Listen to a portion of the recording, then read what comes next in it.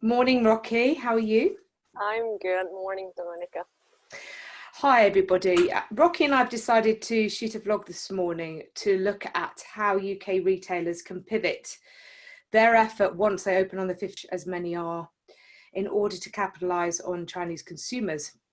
Now that Chinese consumers can't get into the UK as tourists, this is going to dramatically impact on summer spend, not to mention that retailers have been shut for 2.5 months. So if a retailer didn't have cross-border e-commerce functionality to China, there has literally been no spend in the last couple of months. So thanks for your time, Rocky, this morning. So we're going to explore what we can learn from China and how UK retailers can pivot their marketing effort and operational effort to Chinese consumers. So firstly, let's just start with what can UK retailers learn from China? Now, China has been open now for a good couple of weeks and is doing very, very well. So what can UK retailers learn from what they've done well in terms of attracting consumers? That's the first question. Yeah, I just want to open this with some kind of like reality in China and how it really different in here. So first of all, I want to bring out that selling online and purchasing online is the booming. With you wouldn't see it gone soon, because a research by UBS found that almost 40% of Chinese consumers to a survey in China shows that in early April, the online consumption is even higher than during the worst days, which means that the online purchasing behavior stays even if the lockdown was eased. So it's going to be the same in here, in particularly for Chinese students and expats in here. They are most cautious consumer group compared to UK domestic and other international citizens in here. So, and also worth mentioning, something evolved in China during the lockdown. We are not seeing it in here. I wouldn't say it's gonna coming any soon. So there's the live streaming, the Groupon discount, Yeah. virtual reality shopping. What I want to highlight is that you can't. It's not gonna happen within 1 week. Not even within a month, you're seeing UK-based Chinese pouring into offline stores when they're reopened. It's more of the messages you want to convey to these particular cautious consumer group out, and kind of like comfort, and also convince them about the safe shopping environment offline. Okay. And is that more important than your domestic trade from the UK? So once the stores, what we've seen in China is this revenge spending, this absolute surge in e-commerce activity. So obviously we saw a lot of grocery shopping happening online in China while there was the lockdown. But once that was eased, we then saw this absolute surge in fashion items, accessories, beauty. You obviously don't think it's going to be to quite the extent here. So what do you think retailers should be doing to make Chinese consumers feel safe and in the environment in their store? I think that's probably the first and most important burning question, isn't it? Yeah. For retailers to think about. Yeah, I think you have to give evidence. It's commitment, that your commitment to not just Chinese consumers, but Chinese consumer care it the most, like whether you're taking temperature of the stuff every morning, whether how you control like the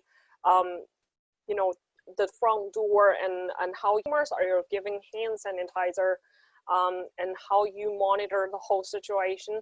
I think it's the good practice would be a reopening announcement, not just translated version, taking into the Chinese consumer context. A reopening announcement on your Chinese social media, Yeah. with evidence of safety measures, as well as practical tips of opening times, or are you partially open, or how to avoid rush hour, etc. And whether you're giving care packs or membership only packs or special gift with purchase. And also worth mentioning, a good practice from Chinese retailers is their in-store decoration. Try to kind of create an atmosphere of comforting using a lot of green and flowers. So they're conveying a really welcoming and good messaging. And in terms of worth mentioning, like I've seen a recent report from Canada, China. Nearly 70% of Chinese consumers believe that the whole thing, the situation, has no impact on their thoughts on advertising. So it's not, don't be afraid, and it's actually the best time to push out marketing messages with feed ads on social media, and communication should really reflect messages surrounding around caring, fulfilling, comforting, and entertaining. So in that sense, like, really, it's time that really calling for creativity, as I mentioned, like, don't just translate whatever you English message into Chinese. Sometimes it doesn't make sense, or things lost in translation, you're not taking their concern into account.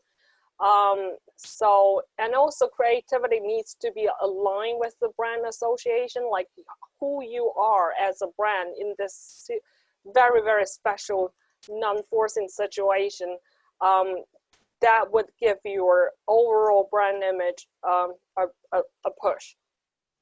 That makes complete sense. And I think it's worth saying that for the domestic customer, a lot of the things that will appeal to the Chinese customer here in the UK are very, very different.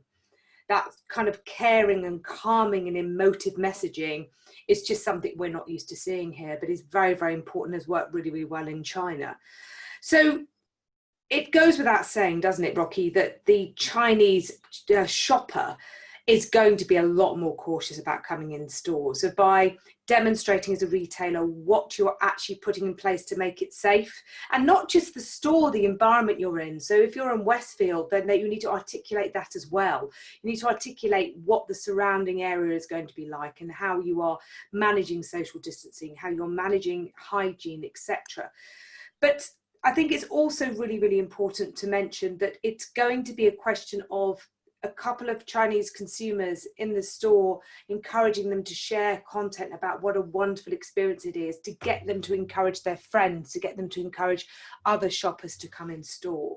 Because it is, as you said, not going to be a one-hit wonder, is it? This is here to stay. This new normal is here to stay for quite a while. And you're not going to get this surge at the door like we saw in China. Outside, I think there was one particular store that did I think it wasn't Mulberry, but one of the big brands did an unbelievable amount of trade in just one weekend when they opened with revenge spending. You're not perceiving that we're going to get that in the UK? No, I think it's as you mentioned, it's a seeding thing by KOL and even KOC, like how they share their own experience, and then it's gradually impact the larger group. I forgot to mention actually in the previous part, like in terms of in-store messaging or decoration or signs, don't put any specific Chinese signs without, just do not put any specific signs or in-store announcement in Chinese without really careful without careful thoughts, because it could cause some trouble in terms of how Chinese customer, when they see it, like, why would you specifically put it in Chinese? Absolutely. It could cause major problem. The gesture, like initial gesture, was nice, like you were trying to give the right message to them, but they are not tourists. Like, they're living in this country with English as their first language. So sometimes I totally agree. So essentially what you're saying is, if you are communicating on Chinese social media or your own channels as a retailer to the Chinese market, feel free to have your market messaging targeted to Chinese consumers. However, in store, one must be really careful to be perceived as a retailer to welcome all groups of shoppers, and so really you should be looking to translate into multiple languages. Given the fact that we are looking at zero tourist trade right now, it's all domiciled Chinese and European and British shoppers. One has to be really, really careful what sort of point of sale material you're displaying. So it should really be, I would have thought, in English and all about safety. What do you see for retailers moving forward when two things happen? And it's, let's face it, it's going to be, the borders are going to be relaxed here before they're relaxed in China. So you're going to start seeing students come back here to the UK. We'll talk about students in a second, but you will also see when the borders are open in China for domiciled Chinese as well as British people going to China, going back home. So how do you perceive that as an opportunity for retailers, and how, we obviously can't say how long, but what should they be thinking about now for that? I'm looking into this with a slightly different angle. Take it in a positive way. Like, UK retailers need to shift their long-lasting behavior, shift the behavior from, you know, thinking that inbound tourists are their number one customer group. Yeah, they keep doing the kind of the routine thing for like more than 1 decade or even 2 decades, but kind of like neglect the importance of what we are talking about, how many Chinese students and expats are currently living in here. And UK retailers not normally wouldn't act proactively marketing to them, thinking them as a given, but not necessarily. I think it's now during this month, it's really a testing of the UK retailers' ability to attracting Chinese students and expats in here. During the lockdown, the purchasing power, well, including myself, of Chinese students and expats are like enormous. Like, because they're staying at home and online shopping is the kind of like the comforting thing, and also in terms of students, they're because they're worried parents in China are you know, injecting more finance support to them. So it's not. I think it's kind of like a turning point. It's a positive sign for the learning curve needs to really start now to try to kind of like, it's time for UK retailers to focus more on the Chinese consumers in the UK, and also giving the bigger picture, like they are gonna influencing the tourists in the future, acting as you know, either they're the advisor for friends and family, and also acting as KOC and KOL themselves when they're living here. Because let's face it, and it's in I mean, this year or even next year, China, it's the only major functioning economy at the moment. Yeah, like we're talking about more than 200,000 Chinese students who's staying here every year, and who's like, they're seeding their own preference in terms of UK brands and products to friends and family and social media peers in China. And just follow that number, I would say we've done a rough calculation, my team, 80% of Chinese students who are still remain in the UK. Only 20% of them made it back to home. wow. Yeah, so there's a lot of opportunities. So after the lockdown, I would say brands should really start to think about KOL campaign, like inviting KOL to kind of like to have a tour once you reopen, and to kind of like video live streaming their experience, and to encourage the majority of inbound Chinese consumers to actually come to the store gradually. So there's a lot of opportunities there, but you know, who planned the earliest will win, basically. I agree. I mean, historically, UK retailers have always targeted Chinese shoppers as one homogenous group. It's something that you and I are really passionate about. They will target tourists in the same way that they will target students, in the same way that they will target an expat like yourself that's been here for many years, been here over 6 years, working, and your behaviour is very different to somebody who would come over here for their first trip to London. And I think now is the time that retailers just realise and recognise that the tourist trade isn't here, the Daigou trade isn't here. Now it really is a question of targeting domiciled Chinese, of which there are over 160,000 currently domiciled here as students alone. That doesn't take into account investors and expats and those working here. And there are large numbers of those. And they are the best advocates for a brand that is relatively new to China to get some penetration into China mainland, to create some demand.